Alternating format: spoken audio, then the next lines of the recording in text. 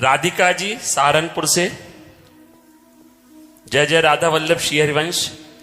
महाराज जी, कई बार ऐसी परिस्थिति आ जाती है जहां हमारा दृष्टिकोण और सामने वाले इंसान का दृष्टिकोण अपनी अपनी जगह ठीक होता है, फिर भी विवाद हो जाता है। हमें अपनी दृष्टिकोण रखनी, सामने वाला हमारे प्रति क्या दृष्टिकोण करता है इसकी हमें कोई आवश्यकता नहीं। आप जो सोचते हैं, आप जो मानते हैं मानते, मैं जो मानता हूं, जो मैं सोचता हूं उस पर दृढ़ रहूंगा। अब मेरी सोच, मेरी मान्यता शास्त्र के अनुसार होनी चाहिए, बस इतनी बात ध्यान रखने। सामने वाले की मान्यता मिल जाए ऐसी कोई आवश्यकता नहीं। अगर हम अपनी मान्यता में रहेंगे, हमारी सत्य मान्यता है, तो आज नहीं तो कल उसको झुकना पड़ेगा हमारी मान्यता के आगे। अगर हमारी मान्यता सत्य है तो, अगर अपनी वासना जनित कोई मान्यता है तो मैं उसको नहीं कह रहा हूं, लेकिन यदि शास्त्र सम्मत मान्यता है तो उसको झुकना पड़ेगा। तुम्हारी मान्यता उसकी मान्यता का परिवर्तन कर देगी। और हम जिस मार्ग में चलते हैं, अर्थात भगवत मार्ग में, आपकी क्या मान्यता है हमें नहीं देखना, हमारी क्या मान्यता है आपके प्रति ये देखना है।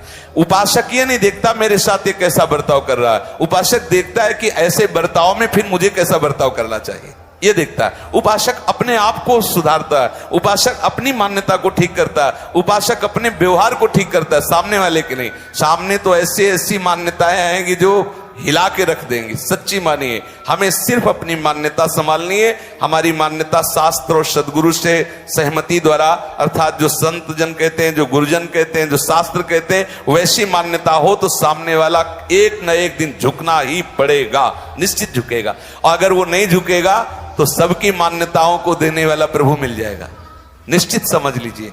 हम कब तक इस आश्रय में रहें कि वो हमारी मान्यता से जुड़े, नहीं जुड़ पाएंगे। संसार है, हो सकता है आपका व्यवहार ठीक हो और पति का व्यवहार प्रतिकूल हो सकता है आप दोनों का व्यवहार सही हो लेकिन पुत्र का व्यवहार बिगड़ जाए, हो सकता है और परिवार किस किस की मान्यता से। हम अपनी मान्यता में मगन रहें, हम अपनी मान्यता को प्रभु से जोड़े, अपनी मान्यता से सबको भगवत भाव से व्यवहार करें।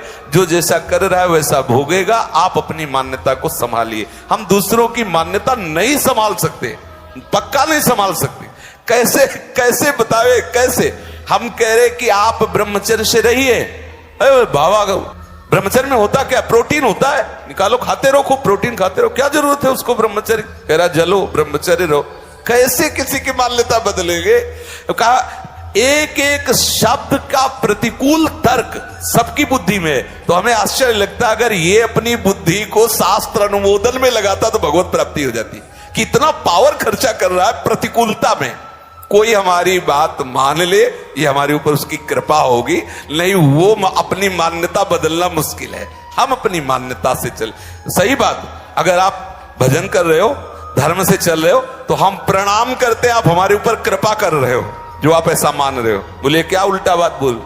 बच्चा अगर दूध पी लेता है ना तो माँ क्या कहती, ये तू हमारे ऊपर एहसान कर रहा है जो दूध पी रहा है। ये उसके वात्सल्य और दुलार का सेवन उसके हृदय को सुख पहुंचाता है। मेरा लाला ने दूध पी लिया, दूध पी लिया तो लाला स्वस्थ होगा, लेकिन सुख मैया को मिल रहा है। ऐसे यदि आप सच्चिदानंद प्रभु के भजन में चलोगे, बुरे आचरण नहीं करोगे, थोड़ा संयम नियम से रहोगे, आपको देखें आप स्वस्थ हो, प्रसन्न हो, तो आप हमारे ऊपर एहसान कर रहे हो। क्योंकि देखने से सुख मिलेगा और लगेगा इस जीव का बेड़ा पार हो गया, इस माया से मुक्त हो गया, ये हमारे ऊपर एहसान करोगे, आप ऐसा करोगे।